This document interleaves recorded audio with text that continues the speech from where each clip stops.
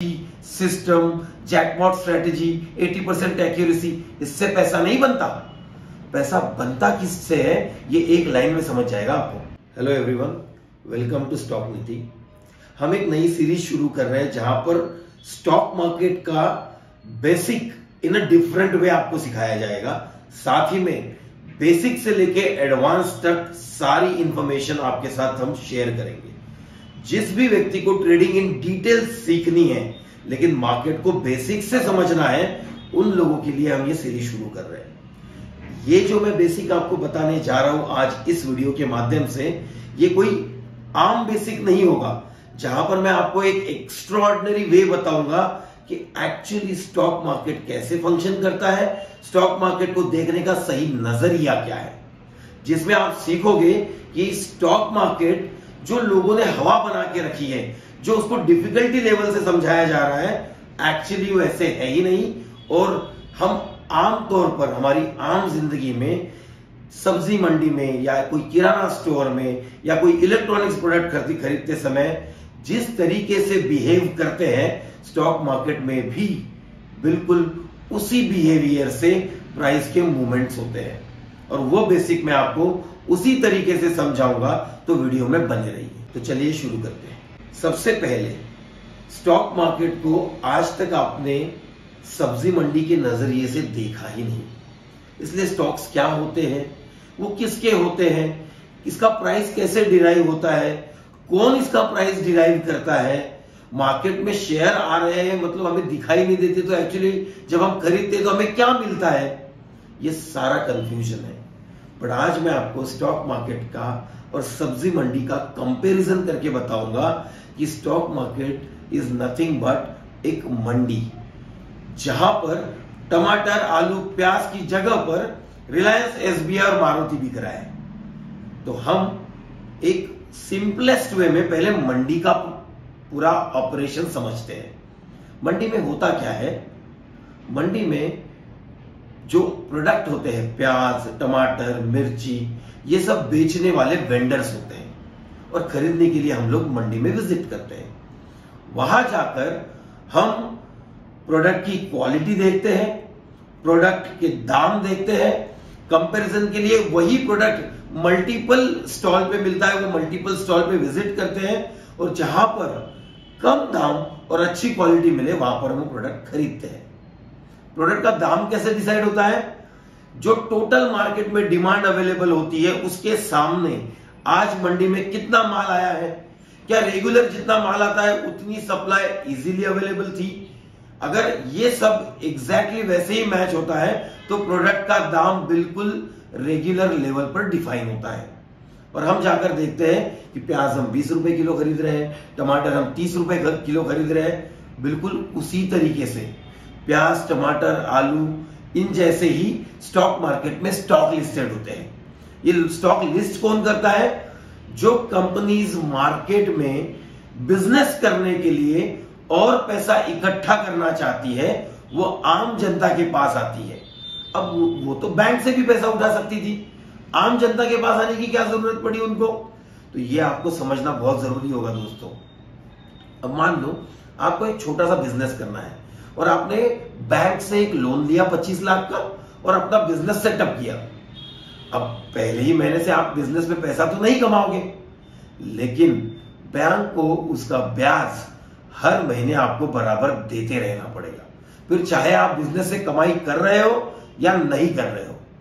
But यही stock market में एक बिजनेसमैन को क्या एडवांटेज मिलता है, सबसे पहले वो जनता से पैसे उठा रहा है और जनता को क्या प्रॉमिस कर रहा है, मैं अपना बिजनेस ग्रो करूंगा और बिजनेस ग्रो करने के बाद जो मैं मुनाफा कमाऊंगा उससे मेरे शेयर की प्राइसेस बढ़ेगी और आप भी उसके साथ, मेरे बिजनेस के साथ मुनाफा कमा पाओगे। मतलब वो सीधे तौर पर आपके इन्वेस्टमेंट पर आपको पहले महीने से पैसे देने का कोई प्रॉमिस नहीं कर रहा है और इस वजह से उसके बिजनेस पे कोई भी बर्डन नहीं आता है और वो स्मूथली बिजनेस रन कर सकता है, क्योंकि अब उसने जो आपसे पैसे उठाए हैं उससे वो बिजनेस करेगा।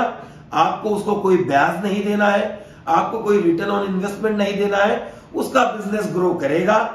जब भी उसके शेयर के प्राइसेस ग्रो करेंगे और आपको मुनाफा होगा। और इस वजह से बैंक से लेने के बजाय वो ओपन मार्केट से पैसे उठाने की कोशिश करता है। ये किसके थ्रू होता है? इनिशियल पब्लिक ऑफरिंग, जिसे कहते हैं आईपीओ। आपने देखा होगा रिसेंटली जोमेटो का आईपीओ, स्विगी का आईपीओ और कई सारे आईपीओ आपके सामने आए, पेटीएम के आईपीओ आए, जो कंपनीज में आपने आईपीओ को अप्लाई करके शेयर्स परचेज किए। वो पैसा सीधे तौर पर कंपनी के पास चला गया बिजनेस करने के लिए। अब आते हैं इनिशियल पब्लिक ऑफरिंग क्या होता है। ये एक तरीका है जिसके थ्रू प्राइमरी मार्केट से पैसा उठाकर सेकेंडरी मार्केट पर अपने शेयर को लिस्ट किया जाता है। मतलब जब आप आईपीओ को अप्लाई करते हो तब आप प्राइमरी मार्केट से, मतलब पहली बार सीधे सीधे कंपनी से वो शेयर्स ले रहे हो। बट जैसे ही वो कंपनी स्टॉक मार्केट में लिस्ट हो जाती है उसे कहते हैं सेकेंडरी मार्केट, जहां पर अब आप जिसने वो शेयर्स खरीदे हैं उनके बेचने पर आप खरीदते हो, फिर आप बेचते हो तो कोई और खरीदता है। अब कंपनी से सीधे तौर पे आपका कोई कांटेक्ट नहीं होता। इसीलिए अगर आपको ऐसा लगता है कि जब भी आप कोई शेयर खरीद रहे हो और उसको होल्ड कर रहे हो तो ये पैसा कंपनी के पास गया है, तो ये आपकी गलतफहमी है। वो पैसा कंपनी के पास नहीं जाता। कंपनी को जो पैसा उठाना था, जो पैसा रेज करना था बिजनेस करने के लिए, वो इनिशियल पब्लिक ऑफरिंग में ही कर चुकी है। तो ये सोचना सरासर गलत है कि आपने खरीदे हुए शेयर का पैसा कंपनी के पास बिजनेस करने के लिए गया है। नहीं, वो पैसा मार्केट में ही रिवॉल्व होता है। किसी के बेचने पर आप खरीदते हो और इसी तरीके से आप मार्केट में इन्वेस्टमेंट करते हो। ये सिंपल सा मैकेनिज्म है स्टॉक मार्केट में, किस तरीके से प्रोसेस होता है, बिल्कुल मंडी की तरह। अब यहां पर शेयर कौन से परचेज करने चाहिए? टमाटर के जगह पर तो आपने कह दिया कि 5 वेंडर से वहां पर अच्छी क्वालिटी जो दे रहा है आप देखकर डिसाइड कर सकते हो कि कौन से वेंडर के पास अच्छे क्वालिटी का प्रोडक्ट मिल रहा है। पर सर स्टॉक मार्केट में अच्छी क्वालिटी का शेयर कैसे, ये कैसे पता करें? तो मैंने जैसे आपको प्रॉमिस किया था कि मैं आपको बिल्कुल यूनिक तरीका, भला ही आपको लग रहा होगा ये बेसिक है, बट यूनिक तरीका उसको देखने का बताऊंगा। उसी तरीके से अच्छे शेयर की पहचान कैसे करें, इसका भी यूनिक तरीका मैं आपके साथ शेयर करना चाहता हूं। लेकिन सबसे पहले यह जानना आपका जरूरी है कि लोग कौन सा तरीका अपनाते हैं, कौन सा शेयर अच्छा है, कौन सा शेयर परचेज करना चाहिए, ये जानने के लिए। तो आपने ये 2 वर्ड हमेशा सुने होंगे, fundamental analysis and technical analysis. ये क्या होता है? फंडामेंटल एनालिसिस को एक छोटे से, क्योंकि ये बहुत detail and depth number crutching का गेम होता है, तो एक बेसिक तौर पे मैं अगर बताना चाहूं तो कंपनी की तबीयत कैसी है, कंपनी का ओनर कितना अग्रेसिव है, वो उसका कितना साल का हिस्ट्री है, उसने कितने अप एंड डाउन्स देखे हैं, कंपनी ईयर बाय ईयर कैसे प्रोग्रेस कर रही है, हर साल में जो 4 क्वार्टर्स होते हैं, हर क्वार्टर में इसका मुनाफा क्वार्टर दर क्वार्टर कैसे बढ़ रहा है, ईयर ऑन ईयर कैसे बढ़ रहा है, ये नए प्रोडक्ट कैसे लॉन्च करती है, अपने आप को कैसे एक्सपैंड करती है, ये सारी चीजें आती है फंडामेंटल एनालिसिस में, जिसे हम लोग इन शॉर्ट बैलेंस शीट का स्टडी भी कहते हैं। बट क्या ये आम आदमी के बस की बात है? कदापि नहीं, बिल्कुल नहीं। क्यों? क्योंकि balance sheet is a complex number crutching game. अगर आप मुझे पूछो तो मैं एक एमबीए हूं और बहुत छोटे तौर पर नंबर क्रंचिंग कर सकता हूं। पी रेशो क्या है, क्वार्टर टू क्वार्टर ग्रोथ क्या चल रही है, एक्सपेक्टेड वैल्यू क्या थी, कंपनी ने क्या नए प्रोजेक्ट्स लॉन्च किए, ये छोटे बेसिस पर मैं भी कर लेता हूं। बट इससे आप अच्छी कंपनी और बुरी कंपनी नहीं डिसाइड कर सकते, क्योंकि हो सकता है आज कंपनी जमीन के नीचे परफॉर्म कर रही है, बट यहां पर इतना सॉलिड बेस क्रिएट कर रही है कि जब यहां से बाहर आएगी आपकी हिम्मत ही नहीं होगी उसको बाय करने की। जिस तरीके से राकेश झुनझुनवाला जी ने टाइटन में इन्वेस्ट किया था, उन्होंने उस समय इन्वेस्ट किया था जिस समय वो बिल्कुल जमीन के अंदर थी कंपनी, किसी को उसके फ्यूचर के बारे में, उसके प्रेजेंट के बारे में कुछ पता नहीं था। अब ऐसी कंपनी कैसे ढूंढ के निकाले? तो मैंने आपको जो प्रॉमिस किया है, लगेगा बेसिक, लेकिन मैं एडवांस तरीका बताऊंगा किसी भी स्टॉक को आइडेंटिफाई करने का। अब सोच के देखिए दोस्तों, स्टॉक मार्केट में कई सारे प्लेयर्स अवेलेबल हैं। ट्रेडिंग करते हैं, इन्वेस्टमेंट करते हैं, स्कैल्पिंग करते हैं, ऑप्शंस ट्रेडिंग करते हैं, बट इन ट्रेडर को एक्चुअली केवल 2 कैटेगरी में ही डिवाइड किया जा सकता है।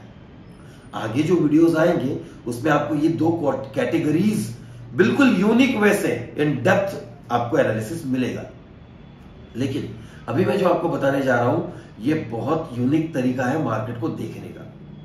अब आपको मैंने जो फंडामेंटल एनालिसिस का एक बिल्कुल शॉर्ट स्नैपशॉट बताया, जहां कहा कि कौन से डेटास बहुत क्रूशियल होते हैं, कौन से डेटास को देखकर यह डिसाइड किया जा सकता है कि कंपनी कैसे परफॉर्म करने वाली है आने वाले दिनों में, महीनों में, सालों में। लेकिन आप मुझे बताइए, क्या ये क्रूशियल डेटा एक आम आदमी के पास इजीली अवेलेबल हो सकता है? नहीं हो सकता। तो किसके पास हो सकता है?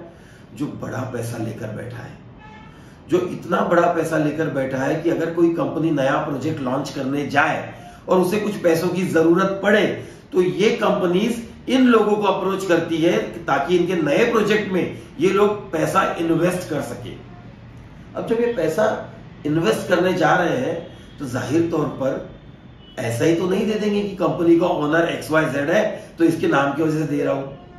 वो प्रोजेक्ट की डिटेल जानेंगे, प्रोजेक्ट में एक एक चीज क्या इन्वॉल्व है ये समझने की कोशिश करेंगे, और उसके बाद जाकर अगर इनको लगता है कि ग्रोथ प्रोस्पेक्ट है, ग्रोथ अपॉर्चुनिटी है, तब जाकर कुछ बड़ा पैसा कंपनी में इन्वेस्ट करेंगे। अब जिस समय उस प्रोजेक्ट को चलाने के लिए पार्टनरशिप में कुछ पैसा इन्वेस्ट करने जा रहे हैं, तो क्या उनको इसी समय ये पता नहीं है कि इस प्रोजेक्ट के आने पर कंपनी का शेयर भी बढ़ सकता है, कंपनी की शेयर वैल्यू राइज करेगी मार्केट में? तो क्यों ना सेकेंडरी मार्केट में भी कुछ पैसा लगाकर उसमें भी पैसा कमाया जाए। मतलब प्रोजेक्ट के लिए फंडिंग की वो तो अलग बात हुई, बट उसी प्रोजेक्ट से इस कंपनी को होने वाले फायदे के वजह से इसके शेयर भी परफॉर्म करेंगे। जब ये कंपनी को ऑलरेडी पता है तो क्या कंपनी उसके शेयर मार्केट में बढ़ते हुए दाम का भी फायदा नहीं लेना चाहेगी? और जब वो फायदा लेना चाहेगी, और अगर आप और मैं उन लोगों को आसान तरीके से चार्ट देखकर आइडेंटिफाई कर पाए, तो ये जान पाए तो ये लोग किन स्टॉक्स में पैसे लगा रहे हैं, तब कैसे होगा? अब क्या सही में टेक्निकल एनालिसिस और फंडामेंटल एनालिसिस की जरूरत रह गई है? अब आता हूं दूसरे पॉइंट पर। फर्स्ट पॉइंट में मैंने आपको समझाया कि फंडामेंटल एनालिसिस क्या होता है, कौन सा क्रूशियल डेटा होता है और कौन लोग उसको अच्छी तरीके से परफॉर्म करते हैं, और उनको आइडेंटिफाई करके भी हम ऐसे स्टॉक आइडेंटिफाई कर सकते हैं जहां बड़े लोग पैसे लगा रहे हैं और उन्हीं स्टॉक में हम भी इन्वेस्ट कर सकते हैं। अब मैं समझाऊंगा आपको टेक्निकल एनालिसिस। टेक्निकल एनालिसिस, जो आपको ये चार्ट मेरे स्क्रीन पर लगा हुआ दिखाई दे रहा है, उसे कहते हैं टेक्निकल एनालिसिस। टेक्निकल एनालिसिस में प्राइस, वॉल्यूम, इंडिकेटर्स, ऑसिलेटर्स और ढेर सारे इंडिकेटर्स, ऑसिलेटर्स का बुफे, ये सब मिलकर बनता है टेक्निकल एनालिसिस। तो लोग पास्ट का चार्ट देखकर फ्यूचर प्रेडिक्ट करना चाहते हैं, इसे कहते हैं एनालिसिस ऑफ चार्ट। लोग इसको प्राइस एक्शन भी कहते हैं, लोग इसको सपोर्ट रेजिस्टेंस ट्रेडिंग कहते हैं, लोग इसको इंडिकेटर ऑसिलेटर ट्रेडिंग कहते हैं, बट ये सारा जो कैटेगरी है इसे इन बिगर टर्म टेक्निकल एनालिसिस कहते हैं। मैं भी एक टेक्निकल एनालिस्ट ही हूं और टेक्निकल एनालिसिस करता हूं, बट मेरा तरीका कुछ और है। तो सबसे पहले जानते हैं टेक्निकल एनालिसिस का खामियां क्या है, क्योंकि आपके माइंड में तो आ रहा होगा, सर इतने सारे लोग मार्केट में ट्रेडिंग करते हैं, सभी को तो टेक्निकल एनालिसिस पता है, फिर भी सेबी की रिपोर्ट के अकॉर्डिंग 94% लोग मार्केट में स्ट्रगल क्यों कर रहे हैं?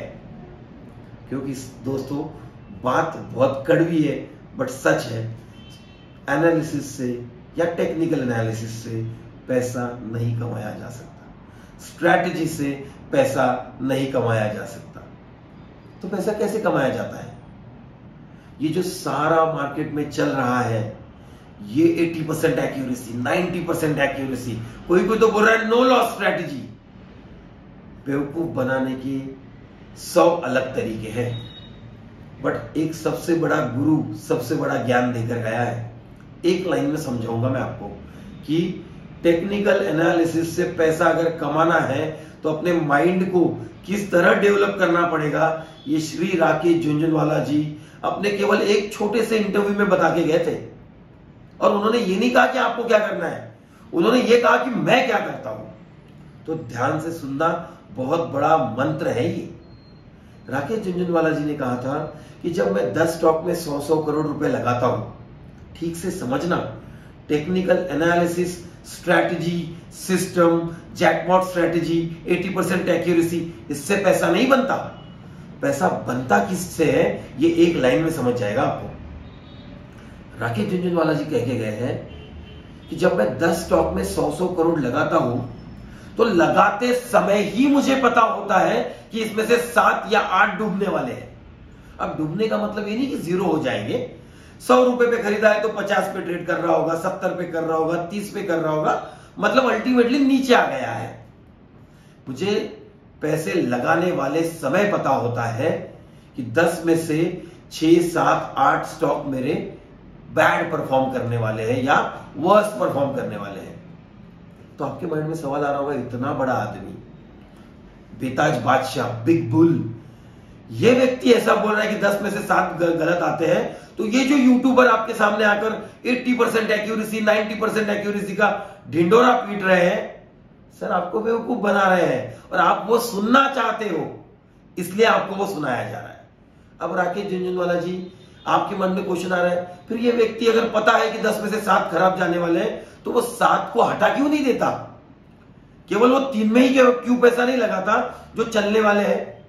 तो भाई साहब अगली लाइन समझना, स्टडीज 10 का भी ठीक से किया है, सबका फंडामेंटल देखा है, सबका प्रोग्रेस देखा है, सबका मैनेजमेंट का स्टडी किया है, मैनेजमेंट को पर्सनली मिलकर उनका अग्रेशन, उनका व्यू, उनका मार्केट की तरफ कितना ज्यादा अग्रेशन है, प्रोडक्ट के बारे में कितना नॉलेज है, डोमेन क्या हैंडल कर रहे हैं, इसका पूरा डीप एनालिसिस कर लिया है और सभी 10 अच्छे लगे हैं।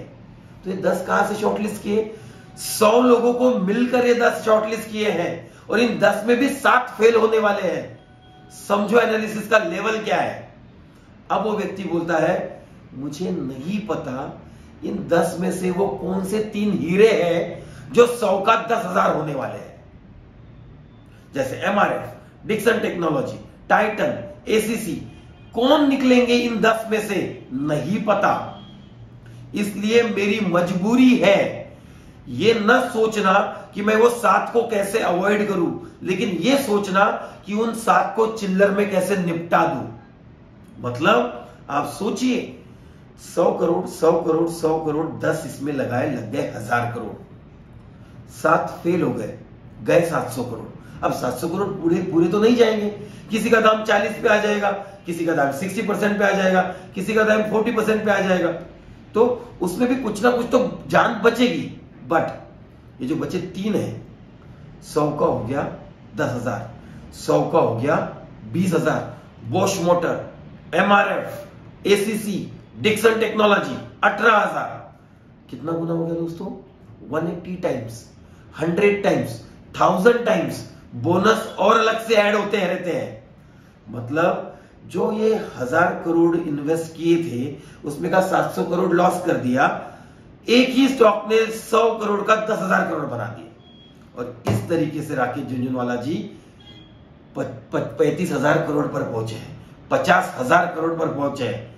अब आपको समझ आया होगा कि जो रिटेल ट्रेडर है, जो टेक्निकल एनालिसिस कर रहा है, जो फंडामेंटल एनालिसिस कर रहा है, वो सबसे बड़ी गलती क्या कर रहा है, वो गलती ये कर रहा है, वो ये खोजने की कोशिश कर रहा है कि मैं कोई ऐसी स्ट्रेटेजी डिप्लॉय करूं, सीखूं या समझ लूं जिसमें से मैं 10 बार ट्रेड करूं तो 8-9 बार सही आने की कोशिश करूं। बट एक्चुअली ट्रेडिंग ये गेम 8-9 बार सही आने का है ही नहीं। ट्रेडिंग ये गेम सही आने का है कि जब भी मैं किसी ट्रेड में सही आऊं तो अपने 4, 5, 6 लॉस को कैसे एक ही ट्रेड में कवर कर सकूं, ताकि जो मेरे 3 बराबर आने वाले हैं वो मुझे कैपिटल ग्रो करके दे। ये है स्टॉक मार्केट ट्रेडिंग और किस तरीके से एनालिसिस किया जाता है।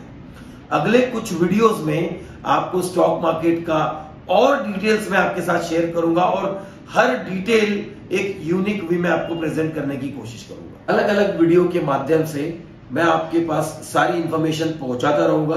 तब तक आप हमारे चैनल को सब्सक्राइब करिए और बेल आइकन दबा दीजिए ताकि जब भी हम आपके सामने कोई नई इंफॉर्मेशन, नया कोर्स लेकर आए तो आप उसे अच्छे तरीके से सीख पाए और आप वीडियो मिस ना करें। और ये जो वीडियोस हम आपके सामने लेकर आने वाले बिल्कुल फ्री कोर्स है, जिससे आपको basic to advance in different way, अब डिफरेंट वे, यूनिक वे में आपको सीखने को मिलेगा। इसलिए हमारा चैनल सब्सक्राइब कर लीजिए, बेल आइकन दबा दीजिए ताकि कोई भी अपडेट आपसे मिस ना हो।